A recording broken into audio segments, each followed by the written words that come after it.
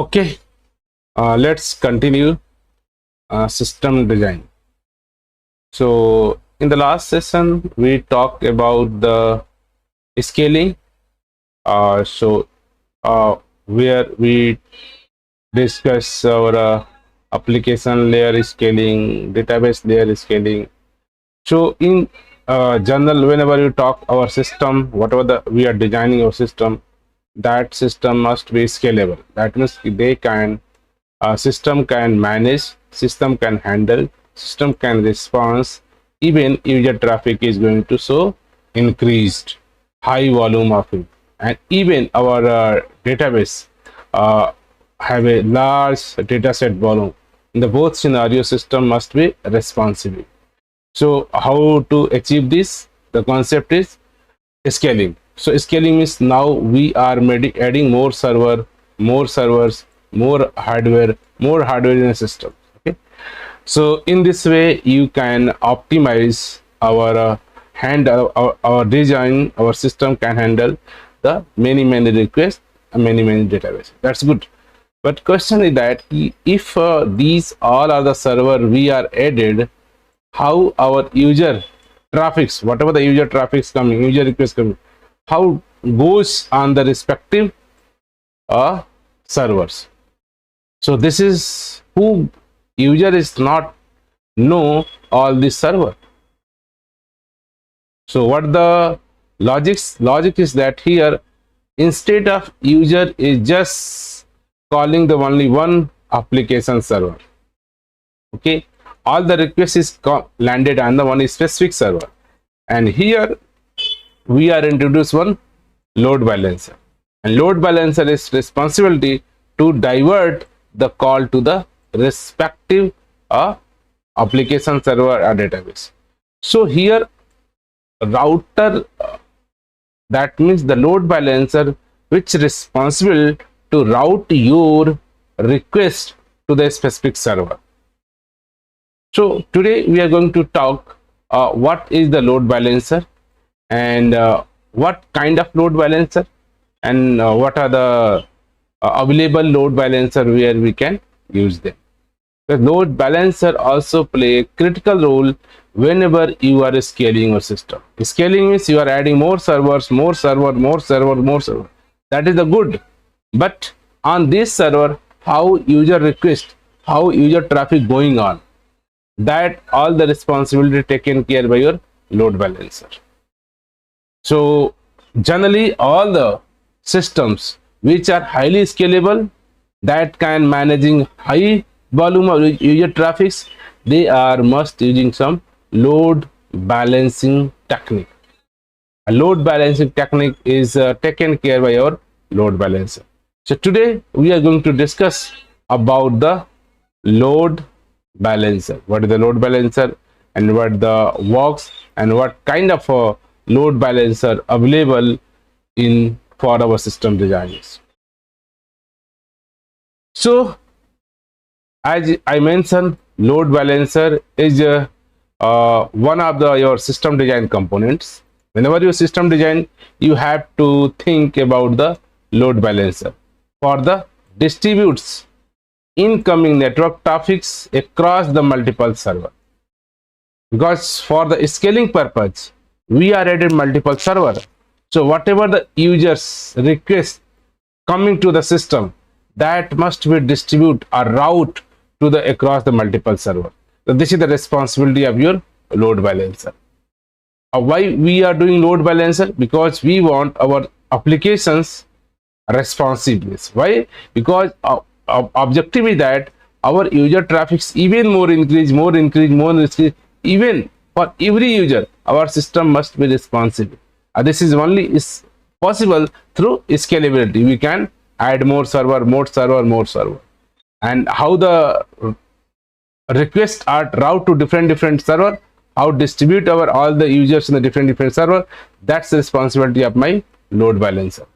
And the load balancer is this, they are, if we are applying this load balancer system component in our designing, our applications is responsive and ensure the reliability and scalability of application, because our without load balancer, very hard to manage scalability of my applications.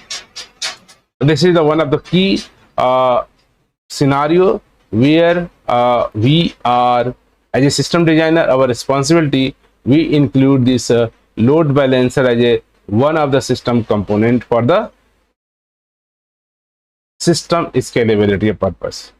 And this is also help, load balancer also help to prevent any one of the server from the becoming overwhelmed or failing. If let's say lots of couple of server, so might be here lots of requests come go to the specific server, so might be this specific server is going to so overloaded, might be they are going to perform, or maybe the particular server going to somehow crash or fault. So everything is managed or taken care by load balancer. Load balancer know, hey, these servers are the higher number of loads, so let's distribute this request to the some different node. Maybe if this particular server is down, I am not routing the particular request to this server, instead another server which are available on those requests I am going to divert it.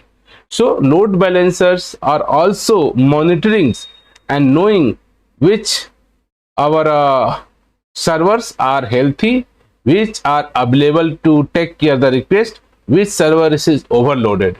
So everything is also taken care by your load balancer. So load balancer play a very critical roles in the highly scalable systems. Was okay. So hope it's clear, load balancer is required whenever you are going to scale your application. Why we need to scaling application? Because we want our system must be handle large volume of data, and even they can handle huge incoming user requests or traffics.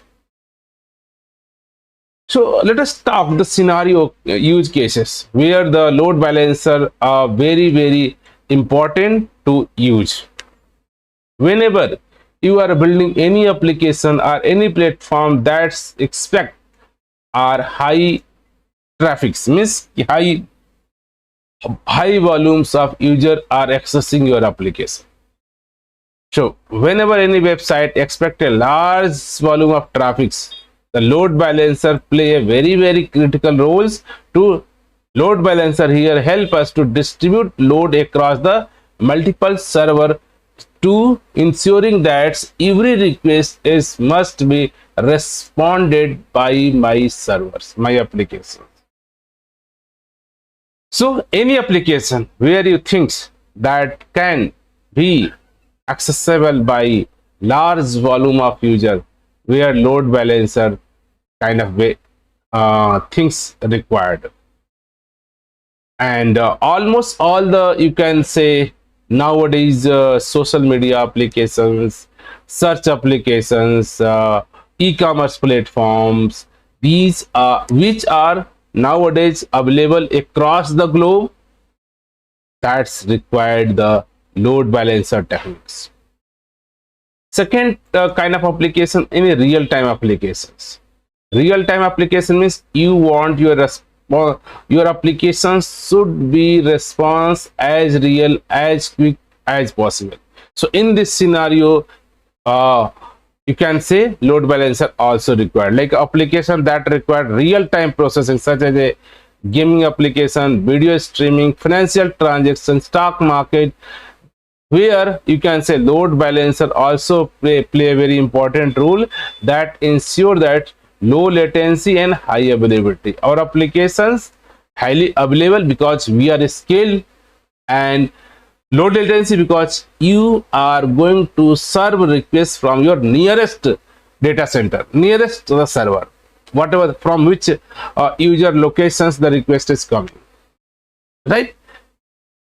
And third, the scenario where we can apply our load balancer technique, whatever the architecture you are doing, that are the scalable architecture. any applications where you want our application must be scalable in a features or scalable designs. So load balancer are essential in scaling out architectures, and when multiple servers are added or removed dynamically to match the changing workload. So whenever run times, number of server going to added, number of server going to removed. So where your application is more scalable architectures, the load balancing play a very essential roles. And sometimes scenario our load balancer also very help in the case of scalable architecture. Multiple server, one of other server may be fail. So if some servers are failure, so our load balancer can detect, hey, this server are failed, so whatever the request coming for this server, I am not going to divert to the failure, but I am going to divert the redirect traffic to the another available server whatever we have. So in this way, fault tolerance mechanism also taken care by our load balancer, and load balancer also ensure that our application should be highly available and minimize our downtime. So these are the minimum list of some scenario where load balancer play a very important role. But if you visualize couple of list of scenario where load balancer playing a role. Okay, so let's discuss before going to the deep dive about the load balancer some basic concept that we are using in the load balancer. I am talking traffic distribution. Traffic means here user request. Let's say I'm a one user, I am going to accessing Facebook account or Instagram account. This is my one request go to the server. Similarly, this is the Facebook account, I am going to access. Similarly, my friend going to access, everyone going to log in, yeah, open this Facebook on your mobile or laptop. So these known as a user request are traffics. Traffics means now the number of user going to access your application, maybe from mobile, from tab, from laptop, from desktop, anywhere. That is known as a traffics. And our load balancers use some algorithm to distribute incoming traffic across the multiple server. So we'll talk some algorithm as well as, not today but later classes, how load balancer going to decide where I am going to route this specific traffics. So let's user traffic, a couple of servers we have. Okay, so how load balancer know I am going to send here request, and next request go to here, next request go to here, or next request again go to here, again go to here. There are some inbuilt algorithms that are implemented in the load balancer. We'll talk later. Some kind of a server pooling concept will talks. What do you mean by groups of server? Because whenever you are scaling your applications, you have a set of server, and our load balancer responsibility to receive the traffic from the load balancer. So how these servers, so somehow load balancer know these are the pool of server where I have to divert or send or route the user request. Some is the concept we'll talk about the session persistent or sticky session, you can say here. What do you mean by session persistent? So let's this is the server 1, server 2, server 3, server 4, and this is the our load balancer. Load balancer are routing traffic to the different server. So let's, I am one user, first request come here, and let's this diverted to this server. Next my request come, so generally load balancer ensure that next request come from the same users that go to the same server, so that the conversation between the previous is maintained. Somehow our system, our server know, hey, this user already communicating, they already wasted some page.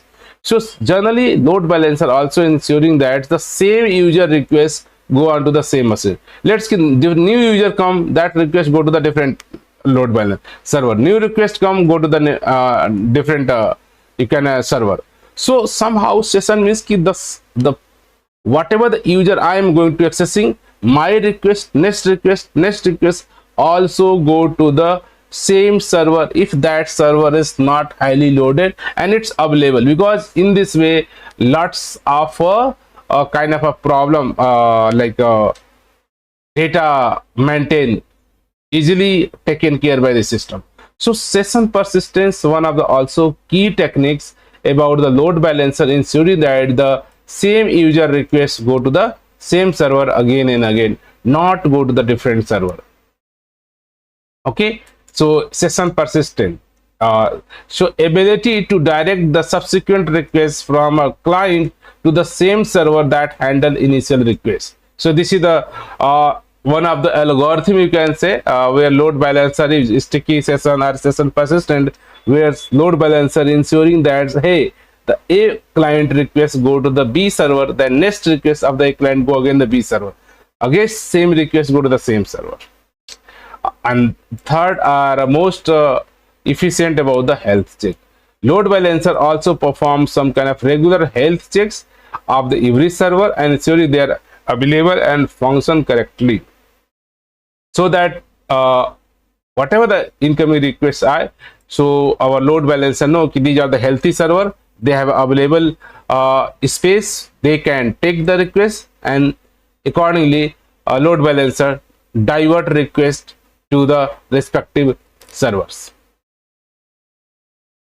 So let's talk different types of load balancer you can listen. So I am listed couple of them, but if you research and you find the list of different types of load balancer.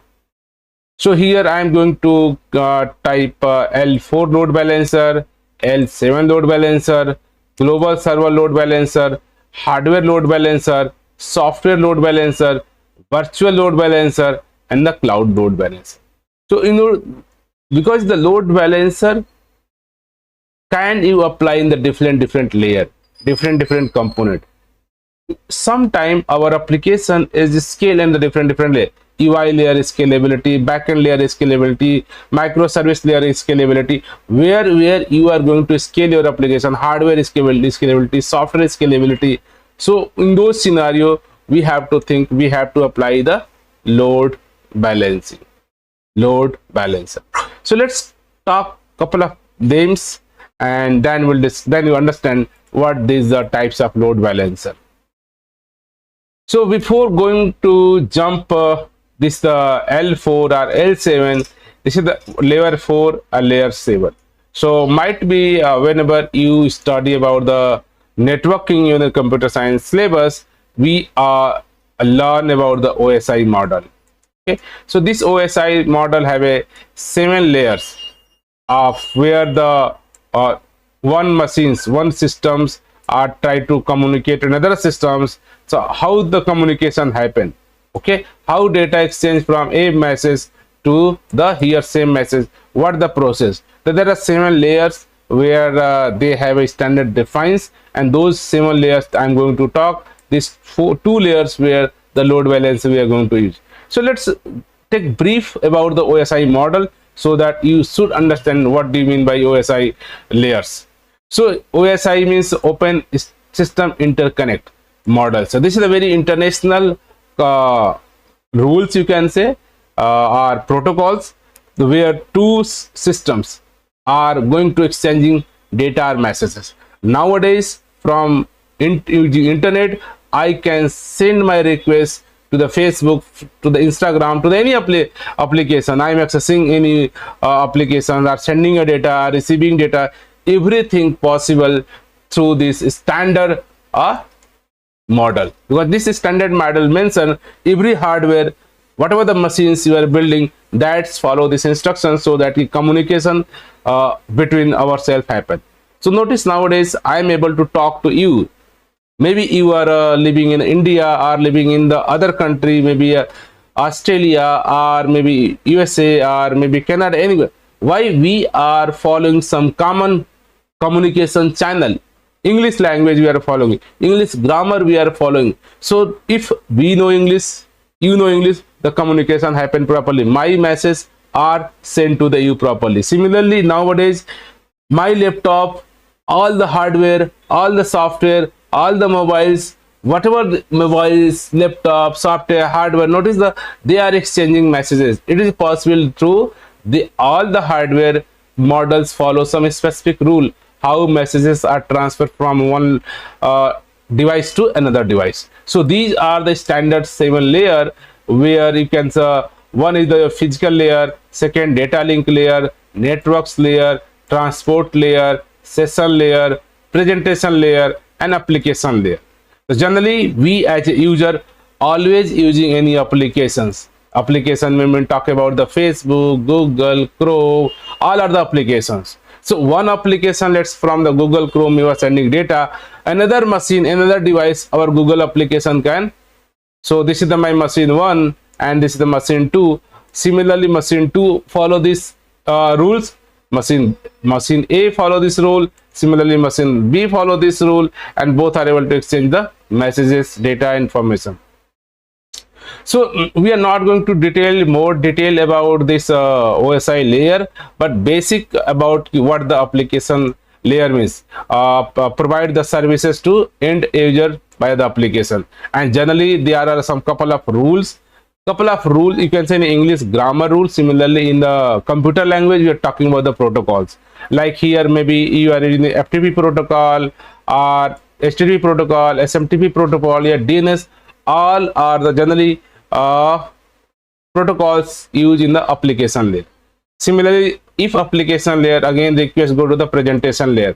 That's where the any kind of a data format conversion happen, maybe SSL layer, TLS layer, maybe MIME types your. Similarly, then session layer, establish SSS session, or after that transport layer, generally your data is transferred maybe TCP or UDP or secure STP. Similarly, you can go to the network layer, then IP protocols, then other ICMP protocol, then data link layer, where actually may finally your internet or Wi-Fi, yeah, PPP networks. Or after that, you are going to the physical layer. Finally, you transmit raw bits over the physical medium, maybe cables, wireless, different kind of networks available. So your message in this flow going here down, and again going to the wireless or wired network using the again internet, using the IP protocol, again TCP layer, session layer, finally reach to the machine B. So from one application layer and application layer, they are communicated from this way. So these are the very low level of your networking concept, where the one computer connected to the another computers are send data from one machine to another machines. Okay, so these are the OSI level. Very brief, but if you want to tell details, you can read out this open document available. But this is the basic fundamental OSI model. These are the 7 layers or 7 protocols, 7 rules, which every hardware device, every maybe mobile, maybe laptop, maybe any kind of device, maybe server, everything follow where this communication happen.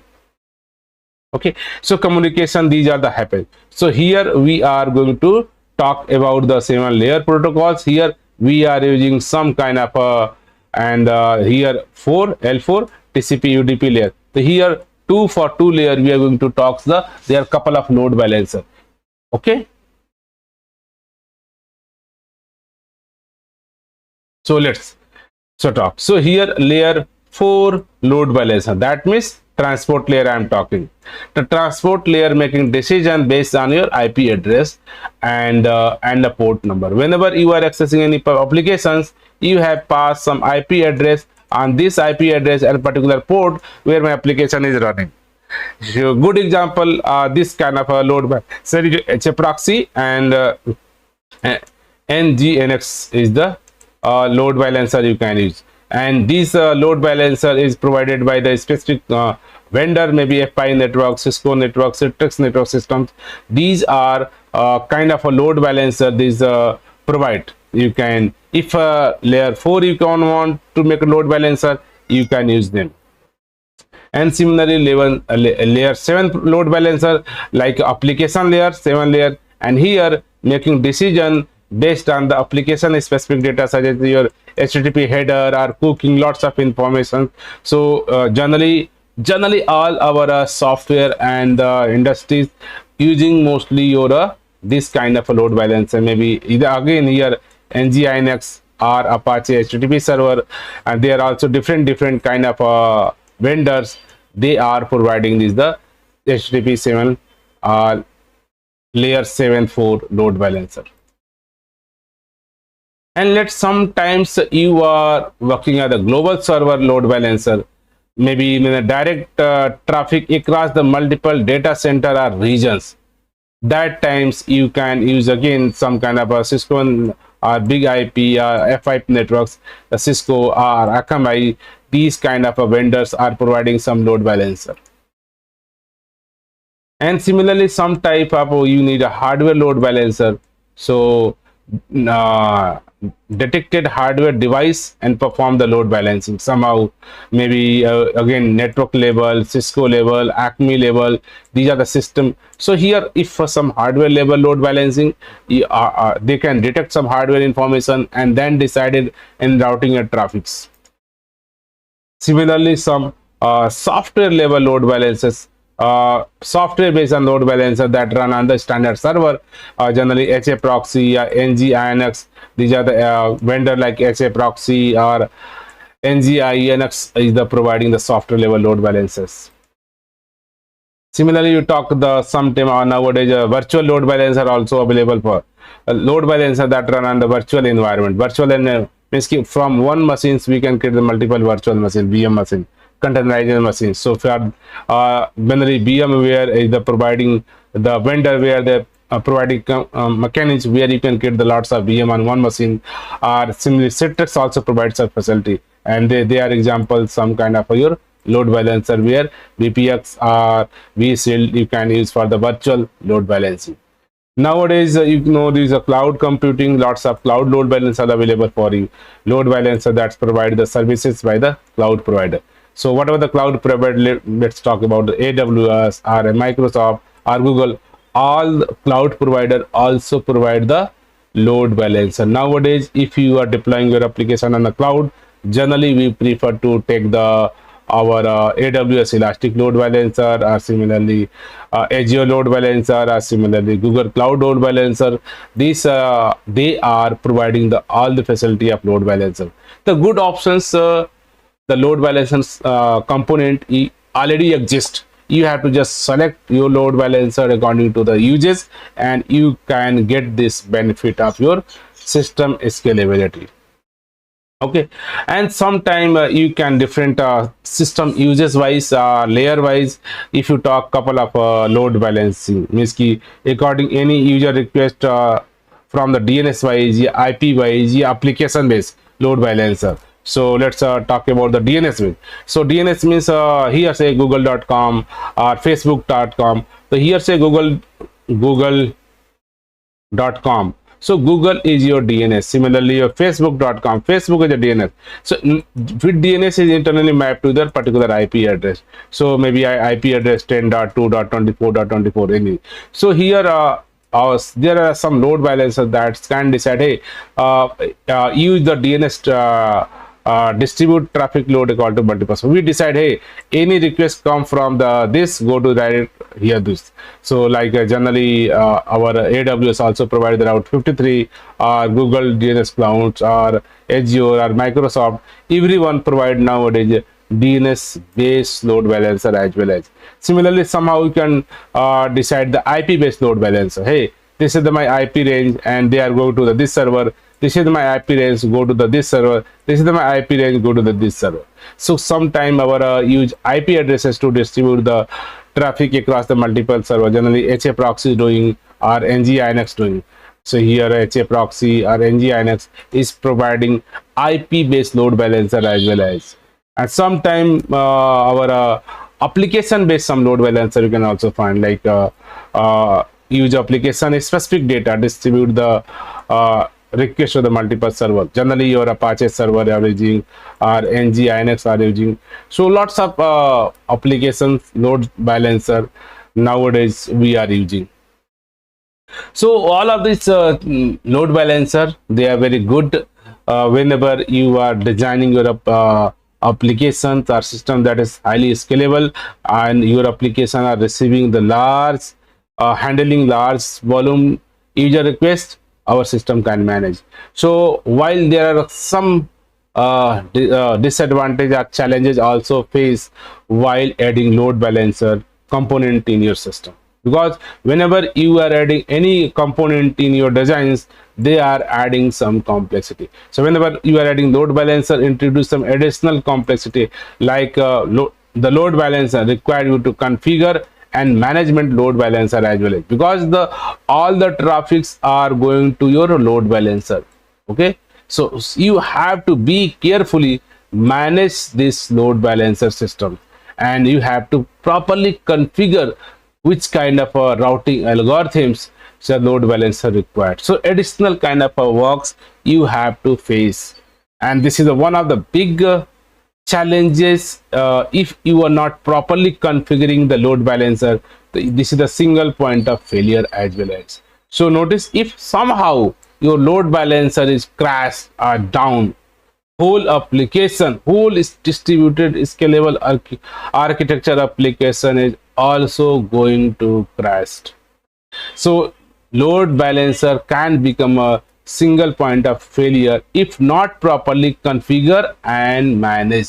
So you have to be conscious to designing and to managing this kind of a load balancer. And even you are putting new component, generally we are not going to the building this loads balancer kind of things, but we are just using from the cloud provider or third party vendor. So this increase our cost as well. As so load balancer can be expensive, especially high performance or a specialized solution, some specific situation and positions where you want to buy the load balancer. This is at the some cost. So whatever the design component techniques you are going to introduce, you have to think what kind of challenges we have to face. Here for the load balancing, be carefully, we have to configure and you have to manage, because this is the single point of failure for your application, and we have to avoid, we have to manage. If somehow something happened this, so what happened, your completely system broken down or some alternative way we have, that's management we have to again think carefully. Maybe here also kind of a master slave or a virtual kind of a technique available, two kind of load balancer, one is a primary master load balancer, one is the slave load balancer, and somehow we can ensure that scalability here, they map to the virtual IP address, all the customer use the virtual IP address and traffics are taken care. So here managing single point of failure is also very key point. You have to consider, you have to think, you have to talk. And even these are the some challenges, but if you talk, lots of industries nowadays are using this load balancer technique, but they know how to configure and how to manage. If you know how to configure and how to manage, load balancer give the added benefits.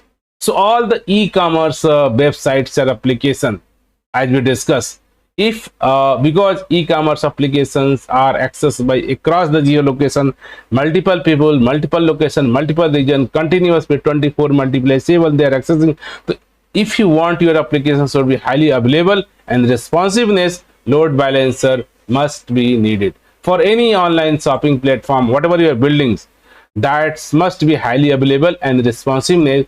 These two are possible your scalable design, and scalable designs with the help of your load balancing. Similarly, all the financial services, load balancer provide the scalability and reliability on the online banking and trading platform. Whatever stock market, trading platform, banking, insurance, everyone should be, your application should be scalable, because nowadays everyone is directly or indirectly, every user directly indirectly belong to the his finance, and they want to some kind of reliability, ensure that the data consistency is the maintained. So if you are going to scale your application, then you need a load balancer. Load balancer also play a very role in the financial services. Similarly, all the gaming, so notice the gaming application required very high kind of a low latency and fast performance. So optimize the performance and reduce the latency for all online gaming. So that means from which location, from which region user is playing a game, you have to serve the nearest data center, so that your latency become very reduced and you can quickly perform the gaming. So for this scenario, you are going to scale your application. Scaling means you have to again apply the load balancer technique. Similarly, for healthcare, whatever the healthcare system you are building, load balancer also ensuring the highly available and secure kind of electronics health records managed. And similarly, all the cloud computing, load balancer are used in the cloud computing environment itself to distribute the across the traffic to the multiple instance, multiple regions. So all kind of a major area where our systems are highly scalable, that's need the load balancer. And if you talk some real words example which already using this, because huge list of example we cannot cover each and everything, but you can talk your Netflix use the load balancer to distribute the user traffic across the different content delivery networks. Here lots of CDN and where they are distributing the request. Similarly, you talk about the AWS provide the load balancing elastic load balancer to every customer. If you talk about similarly Google Cloud also provide the Google Cloud load balancing to balance his services to every customer. Facebook also is the load balancer to distribute user traffic across the different data center. Similarly, Microsoft also use the load balancing services for its customer. So all big cloud providers or big company or any organization, they have a very big kind of applications. They are serving millions of users. So they need the scalable architecture, scalable designs. So scalability are very easy and manageable if we are going to use the load balancer. So these couple of things we have to take care while this designing our scalable system. So our systems must be scalable. You are scaling multiple server. So you have to ensure that you are running the load balancer. Every request come on the load balancer, and load balancer are distributing your request to the multiple server. So load balancer play a very crucial role, because this is the very kind of a load balancer is the very kind of just receive the request and according to the algorithm just redirect. Now it's free. Receive the request, redirect. Now it is free. So now your load balancer is always be free to take more requests. Due to this load balancer, because they are not doing any processing, they are not serving the data. Actually, business logic serve your specific server. So now they have just work, receive the request, forward to another, receive the request, forward to another. So now it's always look like a free. So they have very less load you can show. So due to that, our load balancer is capable to take high volumes or user traffics and quickly respond once the traffic response received from the server. Okay, so they are just you can say very key component in system design about the load balancer. So please be considered if you are designing systems that are highly scalable and you want to responsiveness, then load balancer play crucial roles. Hope this information helpful for you. Thank you.